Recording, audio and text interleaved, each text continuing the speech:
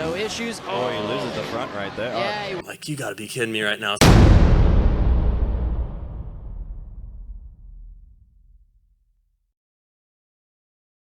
What's up, Internet? Welcome back. We're going to jump straight into some news. MotorcycleNews.com posted an article a couple days ago that the English government is going to ban the sale of new petrol and diesel powered vehicles. I think like cars and vans. Fortunately for us motorcycle enthusiasts, they have excluded motorcycles from the ban. Don't expect that to last much longer. I think as soon as the motorcycle industry catches up with the car industry in terms of variety and capability in electric vehicles, probably by 2045 or 2050, they'll ban motorcycles too. I think it's crazy. So the ban is actually not new. Back in 2017, I didn't know this, but back in 2017, they targeted 2040 as the drop dead date for selling new petrol and diesel powered cars and vans. Here's my rant about electric vehicles in general.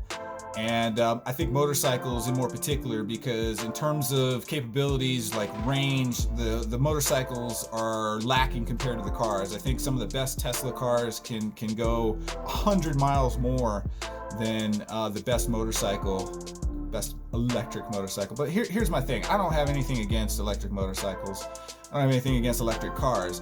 But the reality is for any other use other than in the city and commuting in the city, they're completely useless. Okay, I go on lots of rides where the best range-centric motorcycle wouldn't make it round trip. And that's disturbing to me that they're shoving this down our throat, forcing us to buy vehicles that don't meet everybody's needs.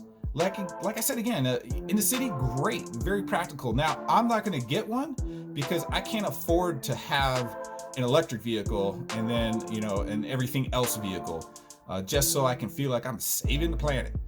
And that's the other thing that really drives me nuts, man. People buy these electrical vehicles because they think they're saving the planet. If you want to buy an electric vehicle because you like an electric vehicle and you enjoy the features and the functions and having an electric vehicle and all the technology that they possess nowadays, that's fine.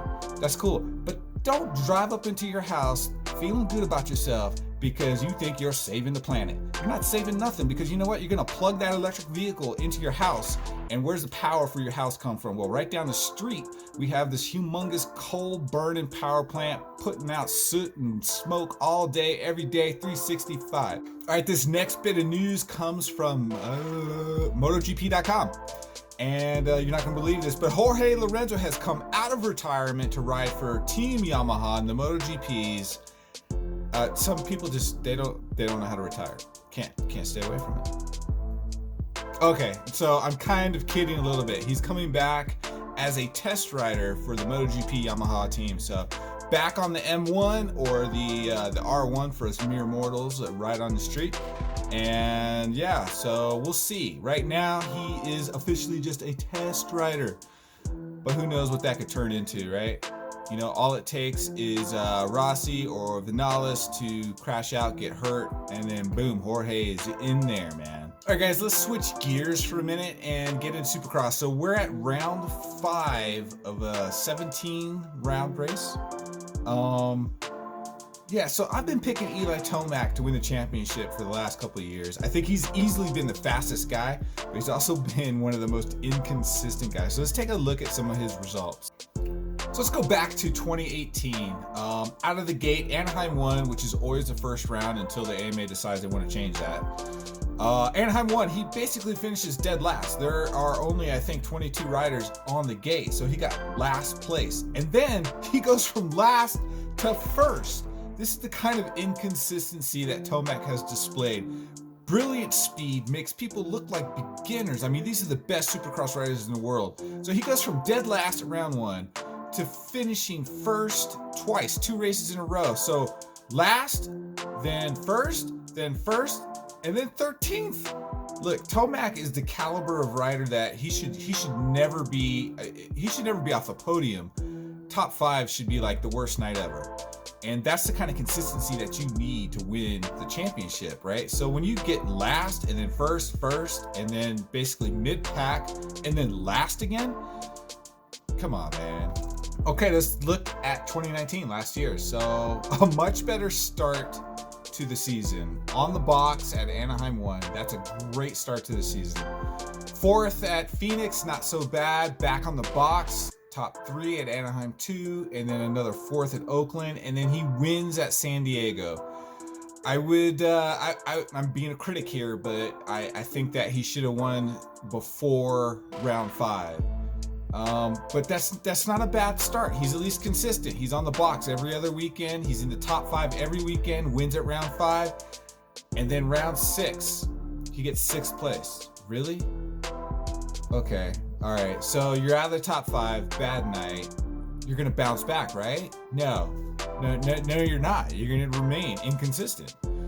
And round 7, let's see, 5, 6. So round 7, then he doesn't even get into the top 10. That's crazy. That's unheard of. Look, you don't win the championship with 6 places and 12th place, and you need to be more consistent. And then he bounces back. Typical Eli Tomac. 12th at Arlington. Wins the next round, and then back to 6 at Atlanta. It's crazy, man. So, I'm sticking with him because far and away he is the fastest, most talented rider out there, and hopefully he's got the consistency figured out for 2020. Okay, it's 2020, and we're 5 rounds into this 17-round race, and I've got hopes. I got high hopes for Tomac. So let's look at his results so far in 2020. Round 1, not great, 7th place, but not bad, not the end of the world. Compared to 2018 when he finished 22nd, like dead last. Round 2, 4th. He just missed the podium by 1 spot. And then round 3, he wins, and he won in dominating fashion. I mean, he just destroyed everybody. He didn't get a good start. It was like a mid-pack start. And by the end of lap 1, I think he was in the top 3. I mean, he just rode past everybody. It was crazy. It was classic Tomac. Made everybody look like an absolute beginner. And then round 3 at Glendale, Arizona. I'm sorry, round 4 at Glendale, Arizona. Tomac was pretty fast. He looked really good. He was consistent, but he didn't have what it took to beat Ken Roczen. Ken Roczen was on it that night, but Tomac was really close, and more importantly, he was consistent. 2nd place, great result. And then round 5, Oakland, again, Tomac was, he made mistakes, but he was so fast, he was able to make mistakes, recover, and win the race. So I'm hopeful. This is a good start to the season. And he kind of builds up from the 7th to the 4th and then goes 1-2-1. That's great. So, but I think the next 2 rounds are really going to be the kind of like the decider for the championship. I really believe if Tomac can maintain this 1-2-1 kind of consistency, if he can win one of the next 2 rounds and finish on the box at the other, I think that his competition is really going to be scared, because it's going to look like he's figured out for the first time how to be consistent. And if Tomac can be consistent, he'll easily win this championship. All right, guys, let's look at some highlights from round 5. There's some really great racing, and you can see here Tomac gets a good start, which is rare for him. His starts are kind of like his results the last couple of years. They're super inconsistent. Sometimes he gets great starts, sometimes he gets really bad starts. Sometimes he gets bad starts, but he's having a really good fast night, and he can work his way up to the front of the pack. So you can see Tomac is looking super racy right out of the gate. He doesn't get the whole shot, but he's right there, right behind Ken Roczen. He takes a lead from Ken Roczen, but check out this jump into the sand section. Roczen just launches it right on the first lap and just goes right past Tomac. So I don't know what fire got lit underneath Blake Baggett, but man, was he killing it in the heat race. He passes Tomac, Tomac passes him back. What a great race. I don't know what happened to Blake Baggett between the heat race and the main event for the night, but he was just nowhere to be found. It was just night and day. It's like maybe he changed the setting on his bike, or maybe he got hurt in heat race. We didn't see it, but his main event was pitiful. So here we are in the main event. Tomac gets another good start, which is a good sign that he's getting more consistent.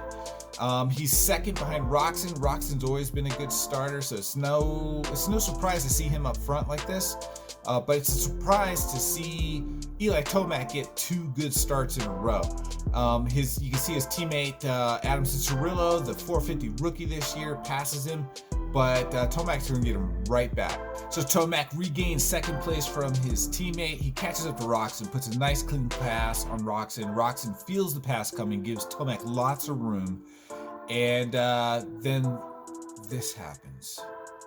Through this sand section, he comes through there, everything's good, no issues. Oh, he loses the front right there. Yeah, he really just a little bit. So Tomac's able to re-enter to the track and not lose that much time, and a few laps later he catches back up to Roczen and makes the same pass in the same corner that he did the first time to take the lead, and he retakes the lead again. So Tomac goes on to win this race after he retook the lead from Ken Roczen. And I really believe that this is the most consistent Tomac I've ever seen, and the next 2 races are really going to tell the rest of the championship. If Tomac can win one of the next 2 and stay on the box in the other, I think this is his championship to lose, and I look forward to seeing Roczen win some more races, but I gotta believe Tomac's gonna actually fulfill the prophecy this year and win the Supercross 450 championship.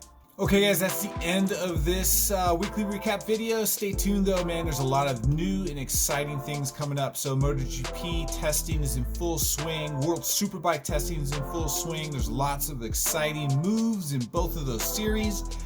And a couple of new bikes. Well, let me take that back. So at least 1 new bike from Ducati and a potential leak of a new bike from Suzuki that I'm very excited about.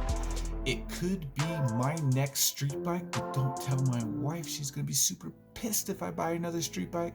Okay guys, if you haven't subscribed, please subscribe, share this video, hit the like button if you like the video, hit the dislike button if you didn't like the video, and we'll see you guys next time. Keep the rubber side down, and bye. Have a good one.